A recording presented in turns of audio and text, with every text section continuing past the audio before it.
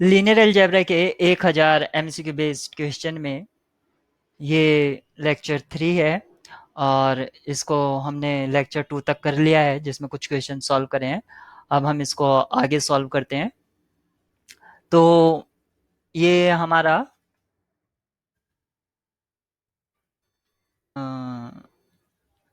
Question number I think last lecture में 22 यहाँ तक हो चुका था। 27 से स्टार्ट करना है हमें, तो हम इसको स्टार्ट कर लेते हैं।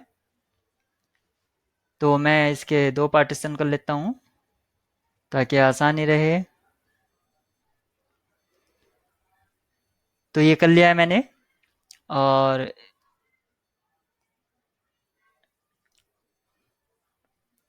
तो यहाँ पर आप देख सकते हैं क्वेश्चन नंबर 22 में in the matrix equation P X equal to Q, ये हो गया था 27 चेक करना है मुझे।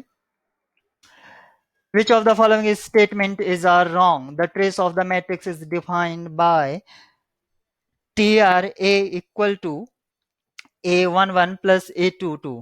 यहाँ पर कहा है A11 plus A22 यानी कि इसका डायगोनल सम है। Trace of a unit matrix is always, यहाँ पर पूछा गया है इज आर रॉन्ग, कौन कौन से रॉन्ग हो सकते हैं। तो trace of a unit matrix is always a fix natural number, ये स्टेटमेंट आपकी गलत हो गई है क्योंकि ट्रेस ऑफ I2 यानी कि आइडेंटिटी मैट्रिक्स ऑफ ऑर्डर 2, इसका ट्रेस 2 होता है आपका। और इसका ट्रेस आपका 2 हो जाएगा और I3 का 3 हो जाएगा। तो आप देख सकते हैं कि कोई फिक्स्ड नेचुरल नंबर नहीं है, तो ये बात आपकी रोंग हो जाती है। Trace of the sum of two matrices equal to the sum of their traces. Trace of sum of two matrices is equal to trace of A plus trace of B, यानी कि कह सकते हैं कि सम ऑफ टू मैट्रिसेस का जो trace है वो इंडिविजुअल सम के इक्वल होता है। तो ये स्टेटमेंट आपकी सही है। Trace of the scalar matrix is some multiple of its order. तो अगर हम कोई एक 3 by 3 मैट्रिक्स ले लेते हैं बी, तो इसका जो ट्रेस है, क्योंकि ये इसका ऑर्डर 3 टाइम्स यहाँ पर 3 है, और यहाँ से आप बी आउटसाइड ले लेंगे, फिर यहाँ से बी आउटसाइड ले लेंगे, तो यहाँ पर जो इसका ट्रेस है, सॉरी आउटसाइड लेने की जरूरत नहीं, ट्रेस क्या हो जाएगा, जितने ऑर्डर है उतने टाइम से रिपीट हुआ है बी, तो उतने ही टाइम्स यानी कि एन टाइम्स है, तो एन टाइम्स बी, यहाँ पर 3 है तो 3 टाइम्स बी, यानी कि ऑर्डर का मल्टीपल हो जाता है। Trace of the scalar matrix is some multiple of its order. और यहाँ पर कहा गया है trace of A B equal to trace of B A, यानी कि ट्रेस कम्यूट कर जाता है। तो ये बात भी आपकी सही है। तो इसमें जो ऑप्शंस गलत था वो सिर्फ ऑप्शंस ए है, तो यही हमसे पूछा गया इज आर रॉन्ग, तो यही वाला हमारा राइट चॉइस होगा, और ये सारे हमारे लिए राइट चॉइसेस नहीं होंगे। Eigen value of the matrices matrix X equal to this 5 and 1, इसकी जो आइगन वैल्यू है 5 और 1 है। What is the eigen value of the matrices matrix x square, S square के आइगन वैल्यूज क्या होगी।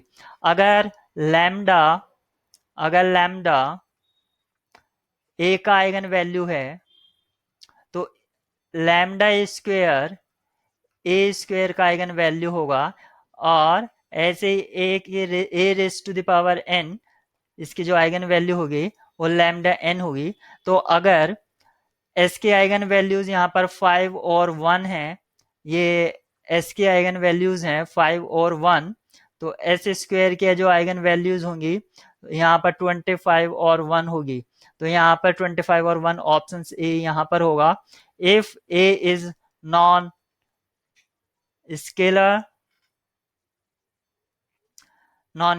नॉन आइडेंटिटी आइडमपोटेंट मैट्रिक्स, तो idempotent matrix क्या होता है, A square equal to A of order greater than equal to 2, then minimal polynomial MAX.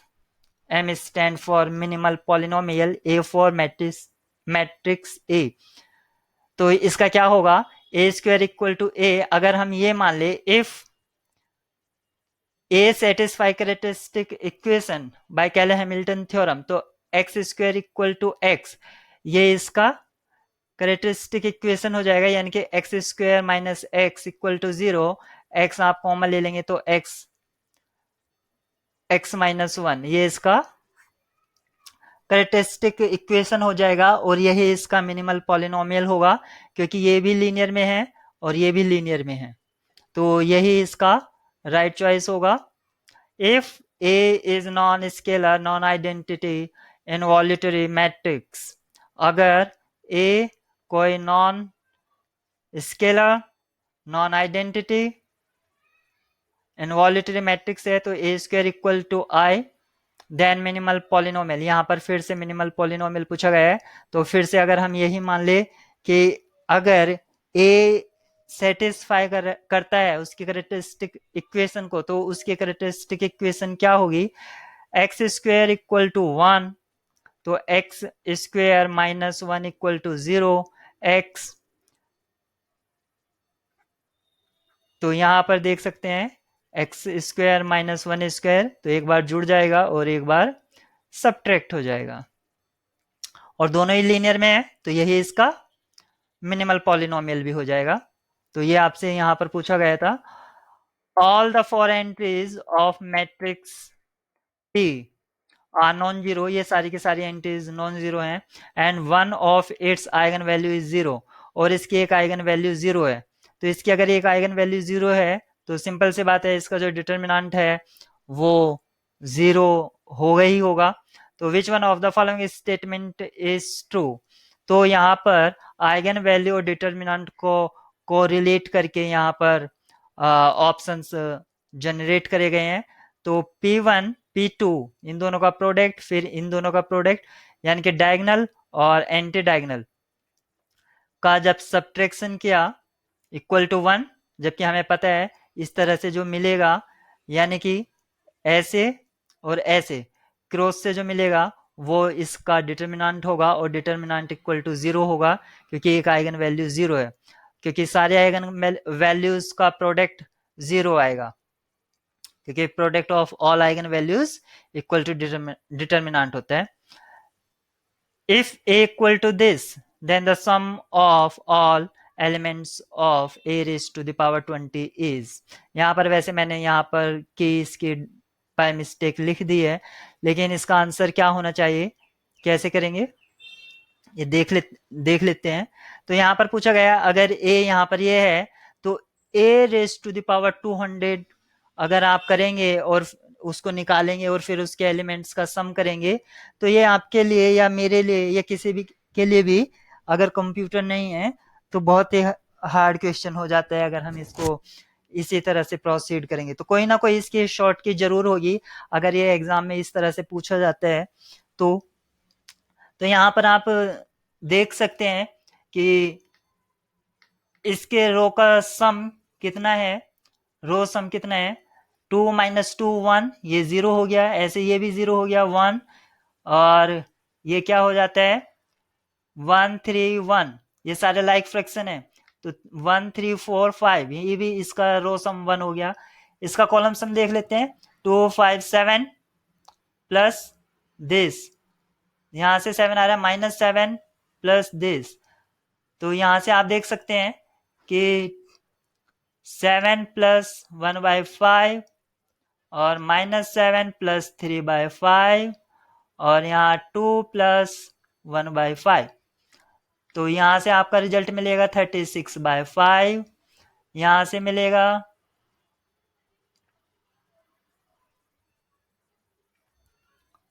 35 plus 3 यानी कि minus 32/5, और यहाँ 5 टू ज 10 और 1 11/5। तो यहाँ पर कॉलम सम तो सेम नहीं है, लेकिन रो सम यहाँ पर सेम है। तो जब रो सम सेम है तो आप इसमें एक प्रॉपर्टी यूज कर सकते हैं, प्रॉपर्टी बोल सकते हैं या थ्योरम बोल सकते हैं, कुछ भी बोल सकते हैं आप, कि अगर कोई मैट्रिक्स का रो सम या कॉलम सम अगर सेम होता है ईच रो का, तो उसके integral power, positive integral power का जो रो वाइज सम होगा वो उसी पावर से जनरेट होगा। तो फर्स्ट रो सम कितना है हमारे पास 1, ऐसे ही सेकंड रो का क्या है 1 और थर्ड रो का क्या है 1। अब जो matrix A raise to the power 200 पूछा गया है, इसका पावर कर देंगे 200, इसका भी पावर 200, इसका भी पावर 200, यानी कि जो रो सम है उसकी इंटीग्रल पावर आप कर दीजिए तो वो उसका एलिमेंट सम हो जाएगा, क्योंकि यहां पर तीनों रो को प्लस करने पर 1 आ रहा है, सॉरी फर्स्ट रो के तीनों एलिमेंट्स को सम करने पर 1 आ रहा है, तो यहाँ पर 1 लिया, ऐसे ही इसको भी बनाया तो यहाँ पर भी 1 लिया और इसको भी बनाया तो भी हमने 1 लिया। और ये थ्योरम हम तभी लगा सकते हैं जब तीनों यानी कि जितने भी रोज हैं या जितने भी कॉलम्स हैं, कॉलम सम सेम होना चाहिए। तो यहाँ पर 1 का 1 रेज टू द पावर 201, ऐसे यहाँ पर 1 और यहाँ से भी 1, इन तीनों को प्लस करेंगे तो 3 आएगा, तो यहाँ पर ऑप्शन डी ट्रू हो जाएगा। नेक्स्ट आपसे पूछा गया है which of the following is are correct, the transpose of a symmetric matrix need not be symmetric.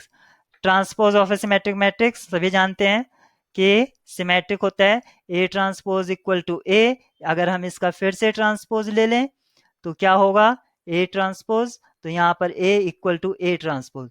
तो अगर कोई सिमेट्रिक मैट्रिक्स था तो उसका ट्रांसपोज भी सिमेट्रिक होता है, और लेकिन यहाँ पर लिखा है नीड नॉट बी, तो ये स्टेटमेंट हमारे लिए गलत हो जाता है। If A and B are symmetric matrix of same order then A B plus B A must be symmetric matrix. ये बात इसकी सही है, देखते हैं कैसे सही है। ए बी प्लस बी ए, इसका ट्रांसपोज चेक कर लेते हैं वो क्या आएगा। तो सम है और मैंने बताया था ट्रांसपोज में जो सम होता है, सम का ट्रांसपोज वो इंडिविजुअल ट्रांसपोज के सम के इक्वल हो जाता है।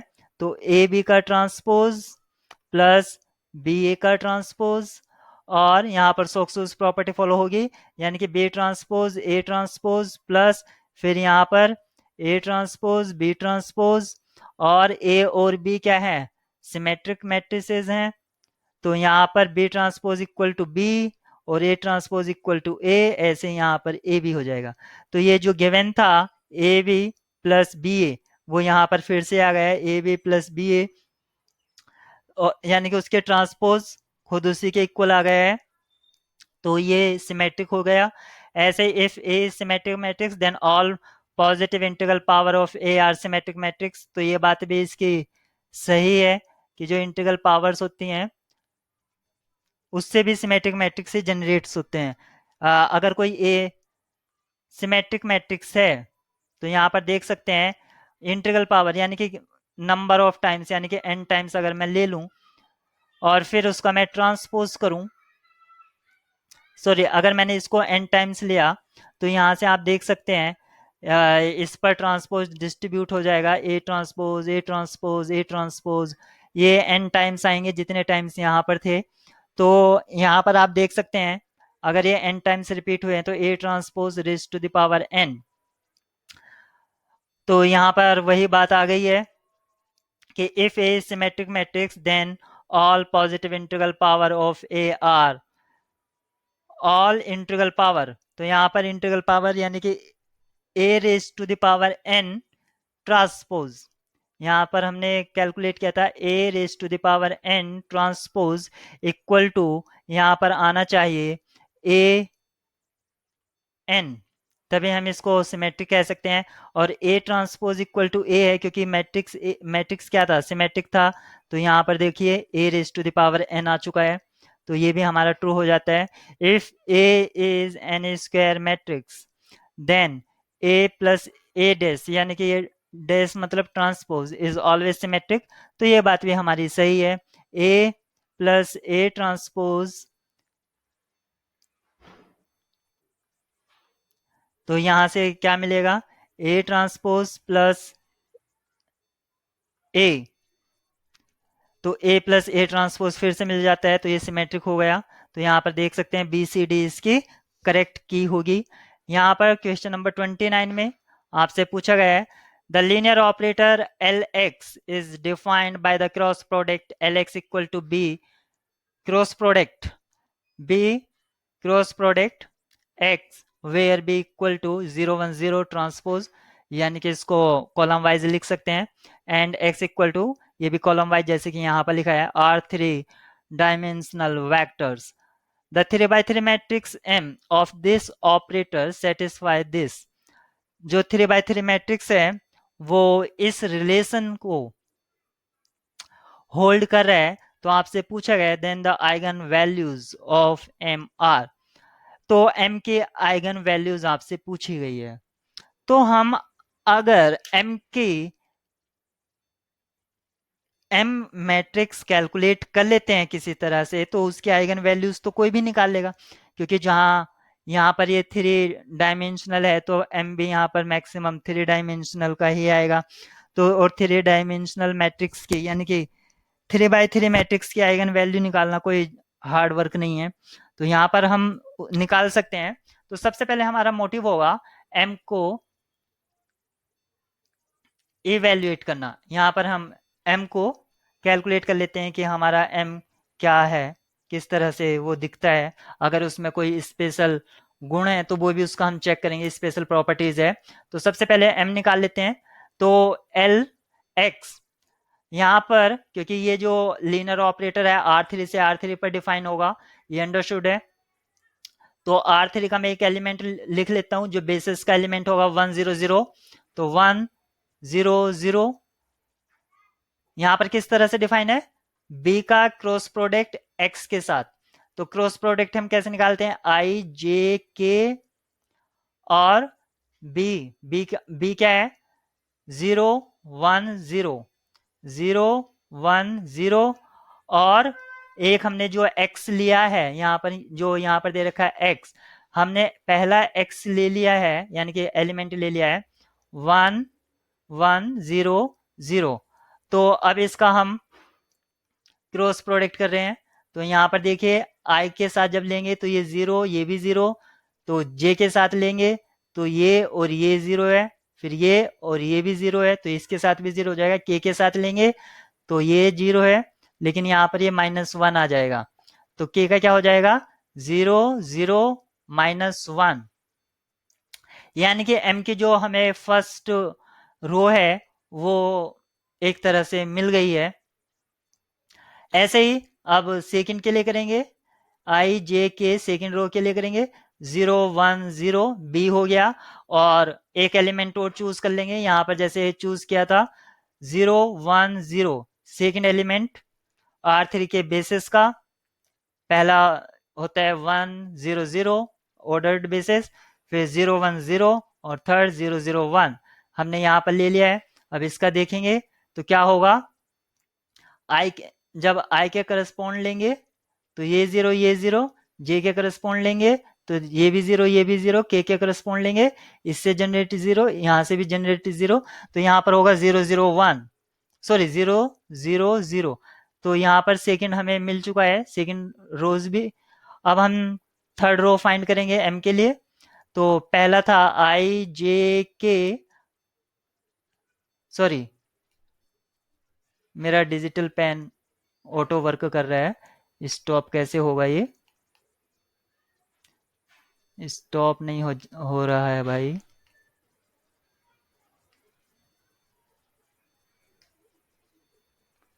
तो अब ये स्टॉप हो गया है, तो हमें लेना है आई जे के, और यहाँ पर था 0 1 0, और जो थर्ड हमने यहाँ पर लिया वो ये हुआ। अब इसका देखेंगे तो जब आई के करस्पॉन्ड लेंगे तो ये 1, आई के साथ 1 आया, जे के साथ लेंगे तो ये भी 0, ये भी 0, तो जे में कुछ नहीं आएगा, के में देखेंगे 0 0, तो वहां से भी कुछ नहीं मिलेगा, तो सिर्फ आई के साथ आएगा 1 0 0, तो थर्ड रो हमारी ये होगी। अब मैं इन तीनों को एक जगह लिख लेता हूं साफ से। तो पहले है 0 0 -1, 0 0 -1, सेकेंड रो थी हमारी 0 0 0, और थर्ड रो हमारी ये है 1 0 0। तो देखिए यहाँ पर मैट्रिक्स एम मिल गया है, और यहाँ पर देखिए सारे एलिमेंट्स 0 हैं सिवाय इसके, यहाँ पर -1, यहाँ पर 1, यानी कि उसका अपोजिट है, यानी कि A transpose equal to minus of A, यानी कि स्क्यू सिमेट्रिक मैट्रिक्स यहाँ पर फॉर्म हो गई, रियल स्क्यू सिमेट्रिक। और हम जानते हैं कि रियल स्क्यू सिमेट्रिक मैट्रिक्स की जो आइगन वैल्यूज हैं वो क्या तो 0 होती हैं, अदरवाइज प्योरली इमेजिनरी। तो प्योरली इमेजिनरी यानी कि आई और माइनस आई, क्योंकि अगर इसकी जो आइगन वैल्यू हैं अगर वो प्योरली इमेजिनरी हैं और कॉम्प्लेक्स आइगन वैल्यूज जो होती हैं वो पेयर में आती है, तो वो इस तरह से होगी। और यहाँ पर इस मैट्रिक्स का डिटर्मिनेंट चेक करेंगे तो वो 0 है। कैसे? इससे 0, इससे 0, और -1 से जब चेक करेंगे तो यहाँ पर 0, यहाँ पर 0, तो इस मैट्रिक्स का डिटर्मिनेंट भी 0, यानी कि एक आइगन वैल्यू 0 कंपलसरी है। तो यहाँ पर देखेंगे, यहाँ पर जो आइगन वैल्यूज हैं वो 1 और -1 है, और हमें अभी मैंने आपको इस स्टेटमेंट थ्योरम की पढ़ के बताई थी कि जो रियल स्क्यू सिमेट्रिक मैट्रिक्स होता है उसकी जो आइगन वैल्यू होती है वो क्या तो 0 होंगे या प्योरली इमेजिनरी। तो यहाँ से ऑप्शन से डिस्कार्ड हो जाता है। ऐसे ही यहाँ पर ये ऑप्शंस भी डिस्कार्ड, यहाँ से भी ये ऑप्शन डिस्कार्ड, क्योंकि 1 है, यहाँ पर ये ट्रू होगा। तो इस तरह से हमने इसको करेक्ट ऑप्शंस को आइडेंटिफाई किया। Which one of the following is not an elementary operation? कौन सा नीचे दिया गया एलिमेंट्री ऑपरेशन नहीं है? Interchange of any two rows, तो ये बात तो सही है। मल्टीप्लीकेशन ऑफ अ रो, वो भी हम करते हैं। या column by any real number, यहां पर ये देखिए एनी रियल नंबर, ये मोस्ट इंपॉर्टेंट है। यहां पर एनी रियल नंबर हम 0 से नहीं करते हैं, ठीक है? तो ये वाली बात हमारी गलत हो जाती है, is not an elementary operation, तो ये हमारे लिए राइट चॉइस होगा। नेक्स्ट क्या हो जाएगा? The addition of multiple of one row to another row, तो multiplication of one row to another ये तो करते ही हैं, तो ये तो सही बात होगी, तो हमारे लिए डिजायर्ड नहीं होगा। द मल्टीप्लीकेशन ऑफ अ रो और column by any non zero number, ये बात भी सही है, तो ये भी डिजायर्ड नहीं है, तो इसका जो की होगा वो बी ऑप्शन होगा। यहाँ पर नेक्स्ट क्वेश्चन में दिया गया है, विच one of the following statement is incorrect for upper triangular matrix A must B square, upper triangular matrix के लिए तो ये सही है। यहां पर कहा है a i j equal to 0 for all i greater than 0, यानी कि आई ग्रेटर देन 0 मतलब जो डायगनल से नीचे के एलिमेंट हैं, क्योंकि यहाँ पर जैसे 1 पर जाएंगे तो आई की वैल्यू जब 1 होगी यानी कि फर्स्ट रो होगी, तो वहां पर इस तरह से एलिमेंट आएगा। तो यहाँ पर आपका चाहे 0 हो चाहे 1 हो उससे फर्क नहीं पड़ेगा, लेकिन जैसे ही यहाँ पर 2 आएगा और उसका फर्स्ट एलिमेंट होगा तो यहाँ पर जे का वैल्यू 1 हो जाएगा, जो सेकंड रो फर्स्ट कॉलम उसका जो फर्स्ट यहाँ पर जे होगा वो लेस देन हो जाएगा, तो यहाँ पर वो सारे के सारे 0 होंगे अपर ट्रायंगुलर के लिए, तो ये वाली बात भी सही है। It is not necessary that the element a i j non zero for all i less than j, यानी कि जो मेन डायगोनल है उससे ऊपर के ये जरूरी नहीं है कि सारे के सारे 0, यहाँ पर कुछ नॉन जीरो भी हो सकते हैं और कुछ जीरोज भी हो सकते हैं, सारे जीरोज नहीं हो सकते हैं, तो ये बात भी सही है। तो जो लास्ट बची है वही बात गलत होगी जो हमारे लिए डिजायर्ड होगी। The elements in the principal diagonals are necessarily zero. ये जरूरी नहीं है कि मेन डायगोनल के सारे एलिमेंट्स जीरो हैं, तो यही बात हमारी डिजायर्ड है, तो इसका की डी होगा। यहाँ पर पूछा गया है, यहाँ पर आप देख सकते हैं कि आपको इस तरह से ऑप्शंस दिए गए हैं कि आप उसका पूरा कॉन्सेप्ट या कौन सी चीजें किस साइंटिस्ट या उसका भी थोड़ा रिलेशन हमने यहाँ पर डाल दिया है ताकि आपको याद रहे कि क्या है। यहाँ पर क्या है, who among the following is associated with the technique of solving a system of linear equations. तो लीनियर इक्वेशन की टेक्निक किससे एसोसिएटेड है? आनंद, कैले, क्रैमर, दासगुप्ता। तो कैले थ्योरम वो आप जानते हैं, वो कैरेक्टरिस्टिक इक्वेशंस को बताता है, सिस्टम ऑफ लीनियर इक्वेशन को नहीं। तो सिस्टम ऑफ लीनियर इक्वेशन हम क्रैमर रूल से सॉल्व करते हैं, और सभी ने 12th क्लास में करा भी होगा Cramer rule. Who is associated with matrix theory? कौन मैट्रिक्स थ्योरी से एसोसिएटेड है? B N Singh, Cauchy. Cauchy तो रियल एनालिसिस में है। रामानुजन नंबर्स थ्योरी, तो ये हैमिल्टन, कैले हैमिल्टन थ्योरम तो आप पढ़ते भी हैं, तो ये ऑप्शन सी यहाँ पर ट्रू हो जाएगा। is are correct, which of the following is are correct? If A is orthogonal matrix, then A is non-singular and A inverse equal to A transpose। अगर A orthogonal matrix होता है तो वो ये प्रॉपर्टी सेटिस्फाई ऑटोमेटिक करता ही है by the definition. तो orthogonal matrix A transpose equal to identity, और दोनों साइड आप अगर ए इनवर्स से मल्टीप्लाई करा देंगे तो A transpose equal to A inverse. तो यहाँ पर यही दिया गया है, A transpose equal to A inverse, तो ये करेक्ट है। फिर यहाँ पर कहा गया है, if A is orthogonal matrix then determinant of A equal to plus minus one, ये भी ट्रू है। आप चेक कर सकते हैं कोई ऑर्थोगोनल मैट्रिक्स लेकर, जैसे कि 1 0 0 1, यहाँ पर इसके चेक कर सकते हैं, डिटर्मिनेंट 1 ही आएगा। Transpose of orthogonal matrix is orthogonal. एक ऑर्थोगोनल मैट्रिक्स का जो ट्रांसपोज है वो ऑर्थोगोनल मैट्रिक्स होगा, ऐसा हमसे पूछा गया है।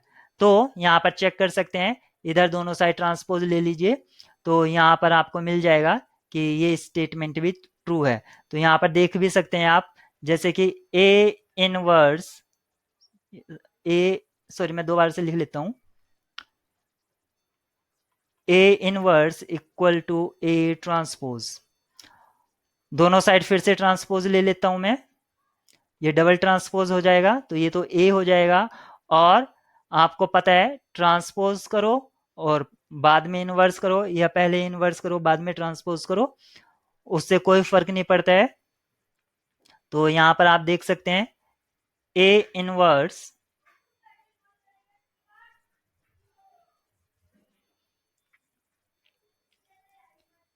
ये यहाँ पर ये हुआ, तो यहाँ पर आप देख सकते हैं कि जो इनवर्स पार्ट होता है इस साइड उसका ट्रांसपोज होता है। तो यहाँ पर ए ट्रांसपोज था, तो इधर डबल ट्रांसपोज, यानी कि ए का वैल्यू है। तो यहाँ पर आपका ये स्टेटमेंट भी ट्रू हो जाता है। नन ऑफ दिस, यही एक हमारे लिए गलत है, यानी कि इसकी जो चॉइसेस होंगी करेक्ट आंसर की ए बी सी तीनों होगी। नेक्स्ट में पूछा गया है, mark the correct definition of the rank of a matrix. Rank की करेक्ट डेफिनेशन क्या है उसको मार्क करना है।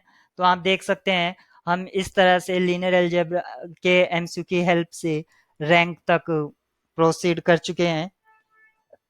तो अच्छा वे होता है एमसीक्यू, और रिवाइज करने का भी तरीका फास्ट हो जाता है। तो यहाँ पर क्या कहा गया है रैंक की definition, a number R is said to be the rank of the matrix A if every minor of the matrix R plus 1 vanish। एक नंबर R को रैंक कहेंगे अगर उसके हर एक अपर माइनर का जो डिटर्मिनेंट है वो वैनिश हो जाए। तो ऐसा बात सही है नहीं, तो जो ऑर्डर आर का है अपर के लिए तो चलो ठीक है, लेकिन जो ऑर्डर आर का है अगर वही वैनिश हो जाए और अपर के लिए वो वेनिसेस है तो भी हम उसको रैंक नहीं कह सकते। A number R, B part में देखिए, a number are is said to be the rank of the matrix A if there exist at least one minor of order R which does not vanish. यहाँ पर सिर्फ इतना कहा गया है कि एक नंबर आर को रैंक कहेंगे अगर उसी ऑर्डर का कोई एक सब मैट्रिक्स मिल जाए जिसका डिटर्मिनांट नॉन जीरो हो। और हो सकता है हमें एक तो सब मैट्रिक्स मिल जाए लेकिन उससे ऊपर के जो मैट्रिसेस होंगे अपर सब मैट्रिक्स कह सकते हैं, वो हो सकता है कोई नॉन जीरो हो, तो हम यहाँ पर नहीं कह सकते हैं। फिर यहाँ पर नेक्स्ट में इसी में कहा है number r is said to be the rank of the matrix A if there exists at least one minor of order r which does not vanish and every minor of order r plus one vanishes। तो यहाँ पर कहा गया है कि r order का जो minor है उसका डिटर्मिनेंट नॉन जीरो और उससे ऊपर के सारे जो मैट्रिसेस होंगे उनका डिटर्मिनेंट जीरो है। तो यही रैंक की डेफिनेशन है। तो इन शॉर्ट आप कह सकते हैं कि रैंक जो होता है वो largest largest non zero minor होता है, लार्जेस्ट नॉन जीरो माइनर। और डी ऑप्शंस में क्या गलत बात है वो आप अब पता चली जाएगी। A number are is said to be the rank of the matrix A if the determinant of any r by r submatrix of A is non zero. और आर का तो चाहे यहाँ पर कहा है कि आर का नॉन जीरो हो, लेकिन अपर की बात नहीं करी, हो सकता है अपर का भी किसी का नॉन जीरो हो, तब हम इसको रैंक नहीं कह सकते। तो हमारी जो राइट चॉइस होगा वो ऑप्शन सी होगा।